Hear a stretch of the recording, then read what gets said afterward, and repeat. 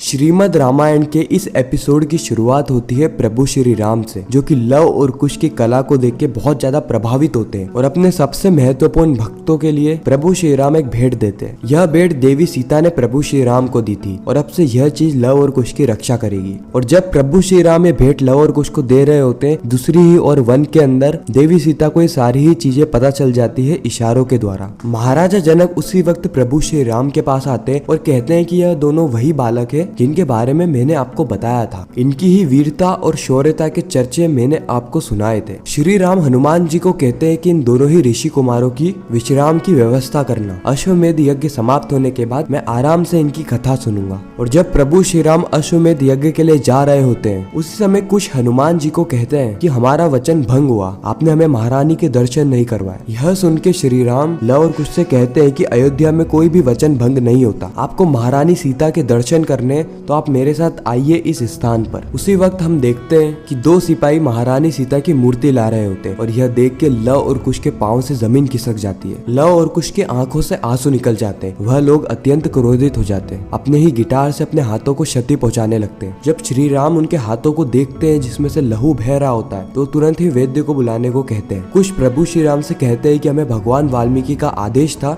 कि हमें अयोध्या जाके सिया राम की कथा गानी है, लेकिन हमें इस बात का अंदाजा भी नहीं था कि ये कथा अधूरी है। लव और कुश श्री राम से देवी सीता के त्याग के बारे में कई सारे प्रश्न पूछते हैं। लव और कुश सीधे ही प्रभु श्री राम से पूछ लेते हैं कि आपने क्यों किया माता सीता का त्याग। श्री राम कहते हैं कि अपनी संतानों को धर्म का सीख देने के लिए माता पिताओं को त्याग करना पड़ता है, इसीलिए संसार के सुख में भगवान विष्णु और माता लक्ष्मी एक दूसरे से वियोग की पीड़ा सहते हैं और उसी से प्रेरणा लेके मैंने और सीता ने वियोग का पीड़ा सहा है। कुश श्री राम से कहते हैं कि हमें पीड़ा तो सिर्फ इस बात की है कि हम महाराज के दर्शन कर पाए, प्रभु श्री राम के नहीं, क्योंकि बिना सीता के क्या राम। इतना कह के ये दोनों ही ऋषि कुमार वहाँ से चले जाते हैं। बाद में जब इनके बीच में चर्चा होती है, ये कहते हैं कि मर्यादा पुरुषोत्तम राम किसी के साथ भी गलत नहीं कर सकते। दूसरी ओर हम देखते हैं कि अश्वमेध यज्ञ करते समय प्रभु श्री राम इतने ज्यादा भावुक हो जाते हैं, उनके दिमाग में सिर्फ और सिर्फ लव और कुश की ही बातें चल रही होती है, जिससे कि उन्हें अत्यंत पीड़ा होती है और वह ये निर्णय लेते हैं कि वह देवी सीता को कैसे भी करके अयोध्या वापस लाएंगे। और इसी के साथ यह एपिसोड यहीं पर ही खत्म हो जाता है। बाकी आपको यह एपिसोड कैसा लगा कमेंट सेक्शन में जरूर बताना। अगर आपको यह वीडियो अच्छी लगी हो तो वीडियो को लाइक कर देना, चैनल को सब्सक्राइब करके ज्यादा से ज्यादा लोगों को ये वीडियो शेयर करना ताकि हमारी फिर से मुलाकात हो।